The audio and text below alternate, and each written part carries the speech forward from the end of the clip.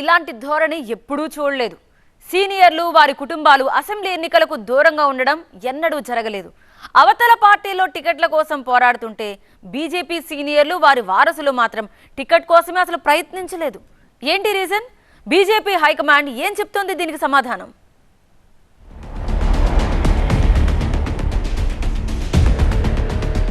Telangana assembly ఎన్నికల్లో BJP సీనియర్లు దూరంగా ఉన్నారని అనుకున్నాం గానీ రాజకీయంగా నియోజకవర్గాలను జిల్లాలను శాసించే పొలిటికల్ ఫ్యామిలీ కూడా ఈసారి పోటీకి దూరంగా ఉన్నాయి.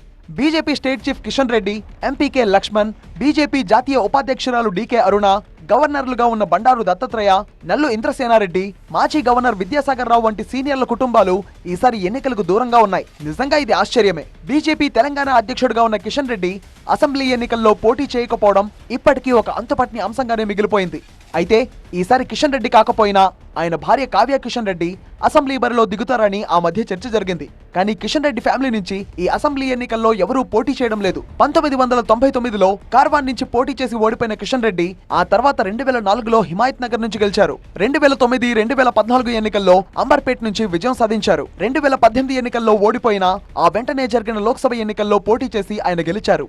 ఇక రాజ్యసభ ఎంపీ కె లక్ష్మణ్. తెలంగాణలో బీజేపీకి ఈయన పెద్ద దిక్కు. కానీ హైకమాండ్ ఓ నిర్ణయం తీసుకోవడంతో ఈయన పోటీకి దూరంగా ఉంటున్నారు. గత 29 ఏళ్లలో 7 సార్లు పోటీ చేసిన కె లక్ష్మణ్ 1999, 2014లో గెలిచారు. ఇప్పుడు రాజ్యసభ సభ్యుడిగా కొనసాగుతున్నారు ఆయన.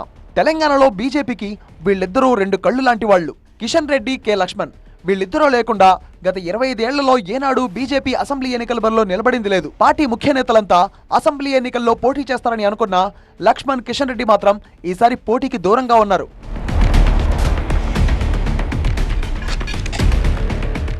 సికింద్రాబాద్ పార్లమెంట్ పరిధిలో బండారు దత్తాత్రేయ ఫ్యామిలీకి మంచి ఓట్ బ్యాంక్ ఉంది. ఈసారి బండారు దత్తాత్రేయ కుమార్తె విజయలక్ష్మి ముషీరాబాద్ టికెట్ ఆశించినట్టు తెలుస్తోంది. కె లక్ష్మణ్ కూడా ఇదే సెగ్మెంట్ కోసం పట్టుబట్టారని చెప్తుంటారు. కట్ చేస్తే అటు లక్ష్మణ్ గాని ఇటు బండారు దత్తాత్రేయ కుమార్తె విజయలక్ష్మి గాని ముషీరాబాద్ నియోజకవర్గం నుంచి పోటీ చేయడం లేదు. బండారు దత్తాత్రేయ హర్యానా గవర్నర్ గా ఉండడంతో ఇక ఆ ఫ్యామిలీకి టికెట్ ఇవ్వలేదని చెప్తున్నారు. ఏది ఏమైనా సికింద్రాబాద్ పార్లమెంట్ పరిధిలో కనీసం 35 ఏళ్లుగా బండారు ఫ్యామిలీ రాజకీయాలు చేస్తూ వస్తోంది. ఈసారి మాత్రం ఎన్నికలకు దూరంగా ఉంది బండారు ఫ్యామిలీ.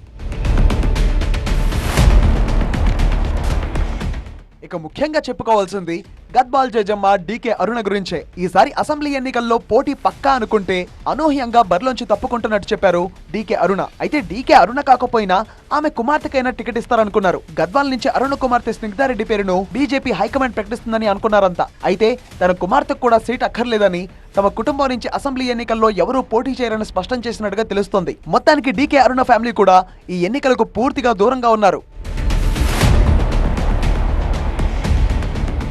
ఒకప్పుడు తెలంగాణ బీజేపీకి అధ్యక్షుడిగా వ్యవహరించిన నల్లు ఇంద్రసేనారెడ్డి కుటుంబం కూడా ఈసారి ఎన్నికలకు దూరంగా ఉంది. త్రిపుర గవర్నర్ గా నల్లు ఇంద్రసేనారెడ్డిని నియమించారు. మలక్పేట్ నియోజకవర్గం నుంచి వరుసగా 3 సార్లు ఎమ్మెల్యేగా గెలిచారు ఇంద్రసేనారెడ్డి. టీడీపీ బీజేపీ పొత్తులో 2 సార్లు ఎమ్మెల్యేగా గెలిచి శాసనసభ పక్ష నేతగా కూడా ఉన్నారు. ఆ తర్వాత జాతీయ కార్యవర్గంలోకి వెళ్లారు. అంతటి రాజకీయ నేపథ్యం ఉన్న నల్లు ఇంద్రసేనారెడ్డి కుటుంబం ఈసారి గవర్నర్ పదవి కారణంగా పోటీకి దూరంగా ఉండడం పార్టీకి కొంత నష్టమే అని చెప్తున్నారు.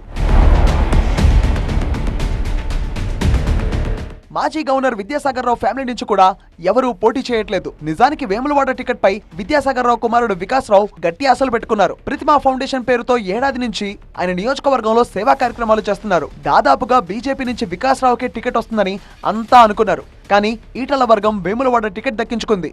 బీజేపీ నేత తుల ఉమా ఈ సెగ్మెంట్ నుంచి పోటీ చేస్తున్నారు. సో ఆ విధంగా విద్యాసాగర్ రావు కుటుంబానికి టికెట్ దక్కలేదు.